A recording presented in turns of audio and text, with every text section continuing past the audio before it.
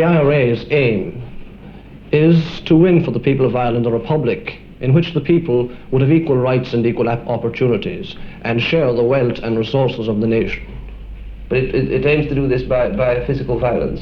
If necessary, yes.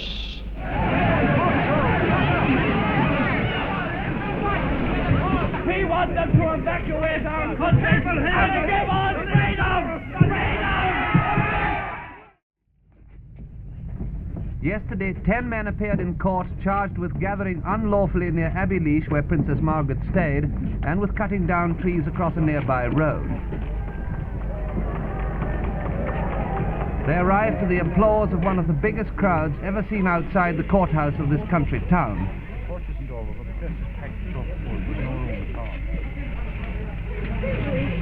While the hearing went on, supporters of the banned Irish Republican Army staged a protest meeting in the street outside. Justice delivered in the name of the Irish people. We do not want the Garda Síochána or the Free State Army. We want them to evacuate our country and give us freedom!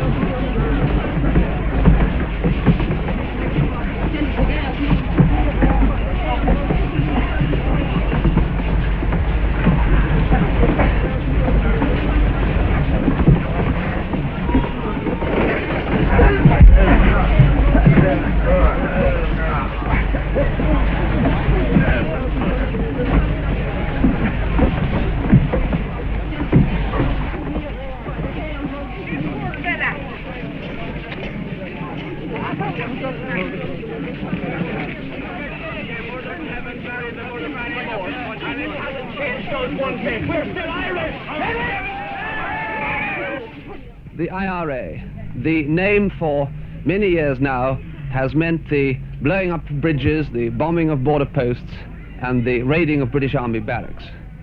It has also stood for a militant band of men whose avowed intention was to drive the British out of Ireland, to reunite the 6 counties of the north with the 26 counties of the south, and in a word, to end partition.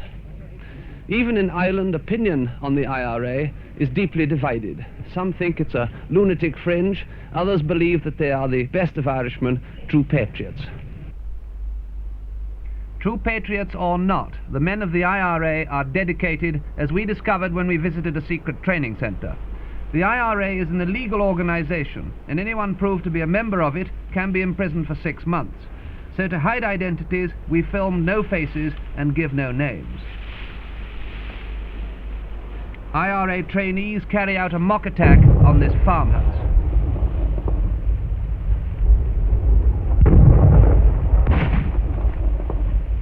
In the summer, the IRA holds full-scale training camps in the mountains.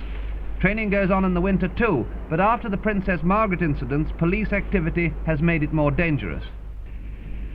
Now, to assemble a weapon, it's reversed. Last thing off is the first thing on. Weapon back in under your arm. Next thing is the clocking piece. Slide it forward. H locking piece is next inserted, long legs up.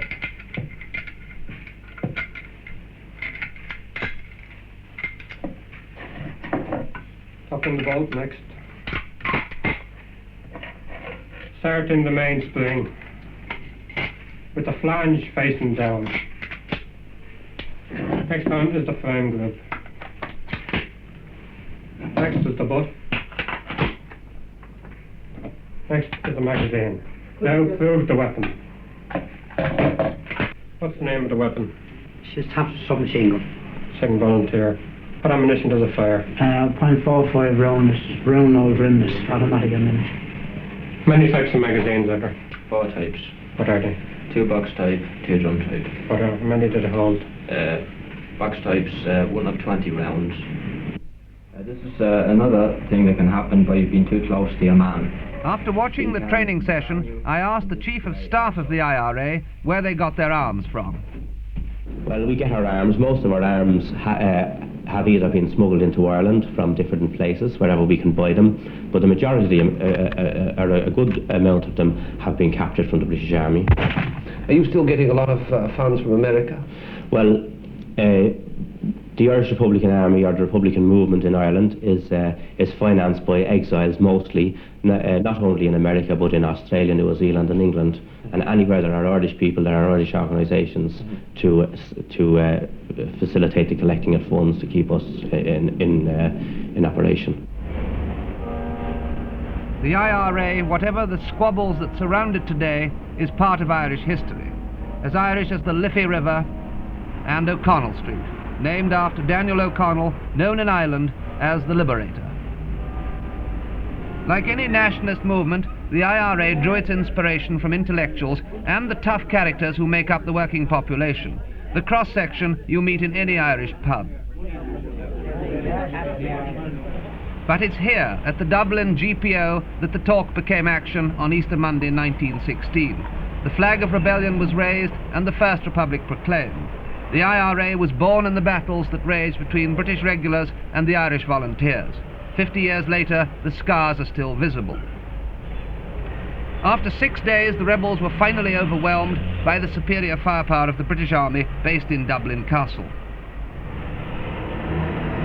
The rising was crushed, and the door of Kilmainham jail marked the end of the road for its leaders. 14 of them were executed here.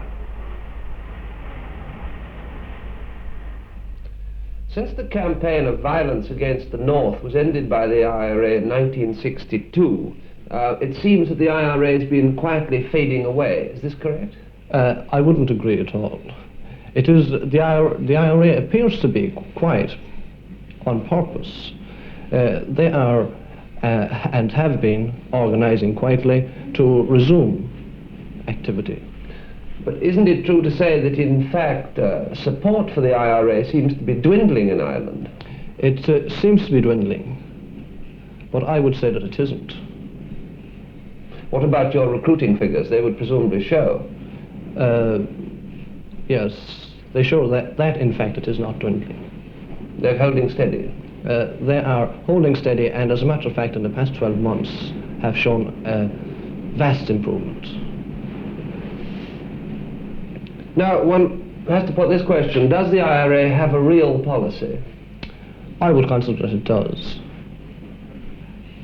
The IRA's aim is to win for the people of Ireland a republic in which the people would have equal rights and equal opportunities and share the wealth and resources of the nation. But it aims to do this by physical violence? If necessary, yes. How strong is the IRA? In the final analysis, to most Irishmen, it is a relic of the past, and many young Irishmen would rather sing about Ireland than fight. I soon got howling that my spirits never fail, and landed on the quay just how the ship was sailing. The captain knocked me road, swore no room and tea, but then they left the molly down the roof of honey. Down the mine and pigs, it's a runny rig, that's some hardy jigs of water. But the not the holy head, wish the I were dead, let the foreign stay.